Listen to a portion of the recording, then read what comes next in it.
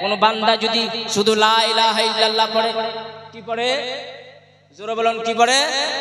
লা ইলাহা ইল্লাল্লাহ। মনে রাখবেন, কিছুদিন পূর্বে আপনারা ফেসবুকে শুনেছেন, আপনারা সোশ্যাল মিডিয়াতে শুনেছেন, বাংলাদেশের এক মৌলবি, ওয়াহাবি মৌলবি আব্দুর রাজ্জাক বিন ইউসুফ, কাট্টার ওয়াহাবি মৌলবি, এ ছিল যে আমার নবী পাক সাল্লাল্লাহু আলাইহি ওয়াসাল্লামের বিষয়ে গুস্তাখি করতে গিয়ে লিখেছিল যে আমি 6 মাস পর্যন্ত হাদিসে লা ইলাহা ইল্লাল্লাহু মুহাম্মাদুর রাসূলুল্লাহ খুঁজেছি। 6 মাস খুঁজলাম, 6 মাস খোঁজার পরেও কোন হাদিসের কিতাবে আমি লা ইলাহা ইল্লাল্লাহ মুহাম্মাদুর রাসূলুল্লাহ পেলাম না। জোরে বলুন নাউজুবিল্লাহি মিন যালিক। 6 মাস খুঁজেছে, হাদিসের কিতাবের মধ্যে লা ইলাহা ইল্লাল্লাহু মুহাম্মাদুর রাসূলুল্লাহ পায়নি। মানে লা ইলাহা ইল্লাল্লাহ তো পেয়েছে, কিন্তু লা ইলাহা ইল্লাল্লাহর সঙ্গে মুহাম্মাদুর রাসূলুল্লাহ পায়নি। তো বলুন, যারা বলছে আমরা আহলে হাদিস, যারা বলছে আমরা আহলে হাদিস, যারা বলছে আমরা জান্নাতি ফিরকা, যারা বলছে আমরা নাজি ফিরকা, আরে তাদের কলমাই তো কমপ্লিট নাই। হ্যাঁ, তাদের তো কলমাই কমপ্লিট নাই। হ্যাঁ, বাপ দাদা থেকে কলমা পড়ে আসে, আর আজ বলছে যে আমি হাদিসে মুহাম্মাদুর রাসূলুল্লাহ পাই না। আসুন, মুহাম্মাদুর রাসূলুল্লাহর প্রশংসা শুনলে, মুহাম্মাদুর রাসূলুল্লাহ গুণগান শুনলে কোন দেওবন্দি আলিমের কাছে যাওয়ার দরকার নাই, কোন ওয়াহাবি মৌলবীর কাছে যাওয়ার দরকার নাই। আমার নবীর শান শুনতে গেলে আহলে সুন্নাত ওয়াল জামাতের আলিমের দরবারে যাও, সব কমপ্লিট ভাবে আমার নবীর প্রশংসা শুনতে পাবেন। জোরে বলুন সুবহানাল্লাহ। আহলে সুন্নাত ওয়াল জামাত, নতুন নতুন ফিরকা, নতুন নতুন কলমা, ওদের শুধু লা ইলাহা ইল্লাল্লাহ, আর আমাদের কমপ্লিট কলমা লা ইলাহা ইল্লাল্লাহু মুহাম্মাদুর রাসূলুল্লাহ। আসুন, আল মুস্তাদরাক আলা সাহিহানের মধ্যে বিশুদ্ধ হাদিস, যে হাদিসটাকে লেখার পরে ইমাম হাকিম রাহমাতুল্লাহি তাআলা আলাইহি স্পষ্ট ভাবে লিখেছেন এই হাদিসটা হলো সহিহ। জোরে বলুন, এই হাদিসটা কি? সহিহ। তিনি লিখছেন, কি লিখছেন? যে আল্লাহ পাক মহান রব্বুল আলামিন হযরতে ঈসা আলাইহিস সালামকে মুখাতাব করছেন। মুখাতাব করার পরে বলছেন, এই ঈসা নবী, তুমি নিজের উম্মতকে নসিহত করো, তুমি নিজের উম্মতকে ওসিয়ত করো, কে তোমার উম্মতের মধ্যে কোন বান্দা যদি আমার নবীর জামানা পায়, আমার নবীর যদি যুগ পায়, জানো তোমার উম্মত যেন আমার নবীর উপরে ঈমান নিয়ে আসে। জোরে বলুন সুবহানাল্লাহ। এই ঈসা নবী, তুমি নিজের উম্মতকে ওসিয়ত করো, নসিহত করো, তোমাদের মধ্যে কোন বান্দা যদি আখিরি নবীর জামানা পায়, এটা বলতে পাবে না আমি ঈসা নবীর উম্মত। জোরে বলুন।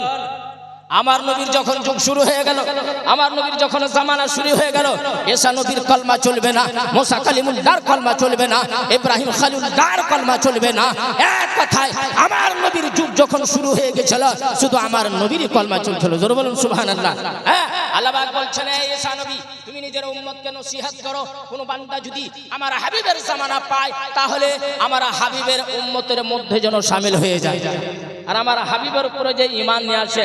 তারপরে আল্লাহ পাক বলছেন, এই ঈসা নবী, তুমি জানো আমি যখন আরশকে সৃষ্টি করলাম, কি সৃষ্টি করলাম? জোরে বলুন, কি? জোরে বলুন উচ্চ আওয়াজে, কি? আরশ। আল্লাহ পাক বলছেন, আমি যখন আরশে আযমকে সৃষ্টি করলাম, আরশের পায়া, আরশের পিলার, খাম্বা হিলতে শুরু করে, কি হিলতে শুরু করেছে। আপনারা নদীর কিনারাতে গিয়েছেন? দেখবেন নদীর কিনারাতে যদি ওই মাটিটা কাঁচা থাকে পানির পাশে, তাহলে আপনি যখন পাও রাখবেন তো মাটিটা হিলবে। হিলবে কি হিলবে না? হিলে কি হিলে না? হিলে মাটিটা, কেননা কাঁচা মাটি, পানির রস আছে, যার কারণে শুকনো যদি হয় মাটি হিলে না। আল্লাহ পাক বলছেন, এই ঈসা নবী, আমি যখন আরশকে সৃষ্টি করলাম, সৃষ্টি করার পরে সেই আরশের পিলার, খাম্বা হিলতে শুরু করেছে, হিলতে শুরু করেছে। আমি বুঝতে পারলাম এই পিলারের এলাজটা করতে হবে। আল্লাহ পাক মহান রব্বুল আলামিন বলেন, তখন আমি কি করলাম? এই ঈসা নবী, ওই আরশের পিলারে, আরশের পায়াতে আমি লিখে দিলাম লা ইলাহা ইল্লাল্লাহু মুহাম্মাদুর রাসূলুল্লাহ। সেই আরশের পায়াতে কমপ্লিট কলমা লেখা আছে। জোরে বলুন। সে আরশের পায়াতে কমপ্লিট কলমা লেখা আছে লা ইলাহা, আপনারা বলুন লা ইলাহা, তারপরে মুহাম্মাদুর রাসূলুল্লাহ। আরশের পায়াতে লেখা আছে লা ইলাহা ইল্লাল্লাহু মুহাম্মাদুর রাসূলুল্লাহ। আল্লাহ পাক বলছেন, আমি যখন আরশের পায়াতে, আরশের পিলারে লা ইলাহা ইল্লাল্লাহু মুহাম্মাদুর রাসূলুল্লাহ লিখে দিলাম, যেই পিলার হিল ছিল, স্তর ছিল না, আমার নবীর নামের বরকতে ওই পিলার স্তর হয়ে গেল, থেমে গেল। জোরে বলুন সুবহানাল্লাহ। সেই আরশের পিলারে কমপ্লিট কলমা লেখা আছে, কিন্তু এদের তো নজর পড়েনি, এদের তো নজর পড়েনি। আরশের পায়াতে যাদের যাদের নজর পড়েছে তারা পড়েছে লা ইলাহা ইল্লাল্লাহ মুহাম্মাদুর রাসূলুল্লাহ। জোরে বলুন সুবহানাল্লাহ। বলুন 6 মাস খোঁজার পরেও লা ইলাহা ইল্লাল্লাহ মুহাম্মাদুর রাসূলুল্লাহ তারা পায় না। আসলে জানেন, আসল উদ্দেশ্য সেটা নয়, আসল কথা এটা নাই, আসল মাসলা হলো এটাই, আমরা যদি নবীর সঙ্গে সঠিকভাবে মহব্বত করি, আমরা যদি নবীর সঙ্গে সঠিকভাবে প্যার করি, নবীকে ভালোবাসি, যেই জায়গাতে নবীর প্রশংসা লেখা থাকবে আমাদের নজরে দৃষ্টি পৌঁছে যাবে। জোরে বলুন। যেই জায়গাতে নবীর প্রশংসা লেখা থাকবে, যেই জায়গাতে নবীর তারিফ লেখা থাকবে, যেই জায়গাতে নবীর সম্মানের কথা হবে, এক সুন্নি মুসলমানের চোখের দৃষ্টি পৌঁছে যাবে। কিন্তু যাদের অন্তরে নবীর মহব্বত নাই, যাদের অন্তরে নবীর ভালোবাসা নাই, যাদের অন্তরে নবীর ইশক নাই, নামের মুসলমান, তাদের জীবনে ওই নবীর মহব্বতের জায়গাতে, নবীর মহব্বতের হাদিসে তাদের চোখের দৃষ্টি কোনোদিন পৌঁছাবে না। জোরে বলুন। আমরা বুখারী পড়ে নবীর তারিফ পাই। জোরে বলুন। আমরা বুখারী শরীফ পড়ি, বুখারীতে নবীর প্রশংসা লেখা আছে, নবীর তারিফ লেখা আছে, নবীর গুণগান লেখা আছে। মুসলিম শরীফ পড়ি, মুসলিম শরীফ পড়ো, মুসলিম শরীফের মধ্যে আমার নবীর প্রশংসা লেখা আছে, আমার নবীর তারিফ লেখা আছে। তিরমিজি শরীফ পড়ো, তিরমিজি শরীফের মধ্যে আমার নবীর প্রশংসা লেখা আছে। আবু দাউদ পড়ো, সুনান আবু দাউদের মধ্যে আমার নবীর প্রশংসা লেখা আছে। ইবনে মাজাহ পড়েন, ইবনে মাজাহ শরীফের মধ্যে আমার নবীর প্রশংসা লেখা আছে। এক কথায় যত হাদিসের কিতাব পড়বেন সমস্ত কিতাবের মধ্যে আমার নবীর প্রশংসা লেখা আছে। আমরা পড়ি, প্রশংসা পেয়ে যাই, ওয়াহাবিরা পড়ে নবীর প্রশংসা পায় না। আমরা পড়ি, নবীর প্রশংসা পেয়ে যায়, নবীর তারিফ পেয়ে যায়, আর ওয়ারা পায় না। বুঝতে পারা গেল আমরাই হলাম নবীর সঙ্গে মোহাব্বত করনে वाला। জোরে বলতে হবে সুবহানাল্লাহ। হ্যাঁ, নবীর সঙ্গে ভালোভাবে মোহাব্বত করতে হবে, ভালোবাসতে হবে, নবীর সঙ্গে মহব্বত করতে হবে। জানেন উলামাগণ লিখেছেন, আমার নবীর মহব্বতে কোনো বান্দা যদি এক কাতরা, দুই নিজের নয়নের এক কাতরা পানি, এক ফোঁটা পানি যদি জমিনে পড়ে যায়, উলামাগণ লিখছেন ওই এক ফোঁটা পানি ওই বান্দাকে আল্লাহর মাহবুব বান্দা বানিয়ে দেয়। জোরে বলুন। কোন বান্দা যদি নবীর মহব্বতে, কোন বান্দা যদি নবীর ভালোবাসায় নিজের নয়নের এক কাতরা পানি, এক ফোঁটা পানি যদি জমিনে পড়ে যায়, উলামাগণ লিখছেন ওই এক ফোঁটা পানি সেই বান্দাকে আল্লাহর মাহবুব বান্দা বানিয়ে দেয়। জোরে বলতে হবে সুবহানাল্লাহ। হ্যাঁ, আমাদেরকে সঠিকভাবে নবীর সঙ্গে মহব্বত করতে হবে, নবীকে ভালোবাসতে হবে, তাহলে আমাদের ঈমানের হেফাজত হবে, আমাদের আমলের হেফাজত হবে। আসুন হাদিসের নাম নিয়ে, কোরআনের নাম নিয়ে এই জামানাতে মানুষকে গুমরাহ করছে, মানুষকে পথভ্রষ্ট করছে। আহলে হাদিস দলের নাম, নিজের দলের নাম আহলে কোরআন, নিজের দলের নাম আহলে হাদিস রেখে দিয়েছে, আর মানুষকে গুমরাহ করছে, মানুষকে পথভ্রষ্ট করছে। কিছু কিছু বাবারা বলে কে কিছু মৌলবি শুধু ফিরকাবান্দি করে, শুধু ফিরকার কথা বলে, শুধু ওয়াহাবি বলে, শুধু দেওবান্দি বলে, শুধু সুন্নি করে, শুধু শিয়া করে। বাবারা, আমি বলতে চাই আপনারা হাজারবার, অসংখ্যবার চেষ্টা করবেন, রুখতে পারবেন না।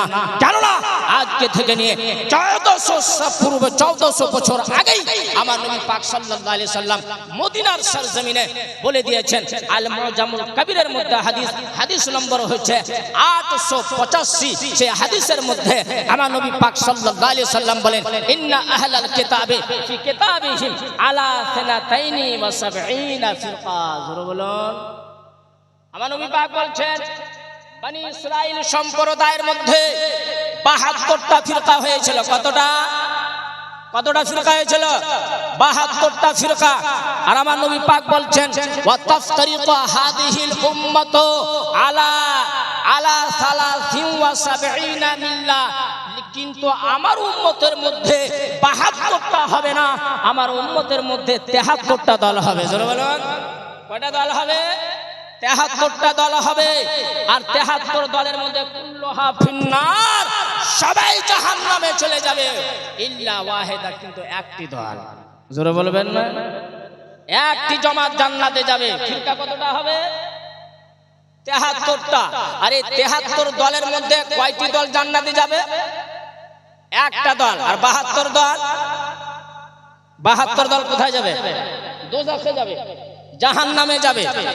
এবার সাহাবাগণ চিন্তায় পড়লেন, ইয়া রাসূলুল্লাহ 72 দল জাহান্নামে চলে যাবে, একটা দল জান্নাতে যাবে কেন? হ্যাঁ, একটা দল জান্নাতে যাবে, 72 দল দোজখে চলে যাবে।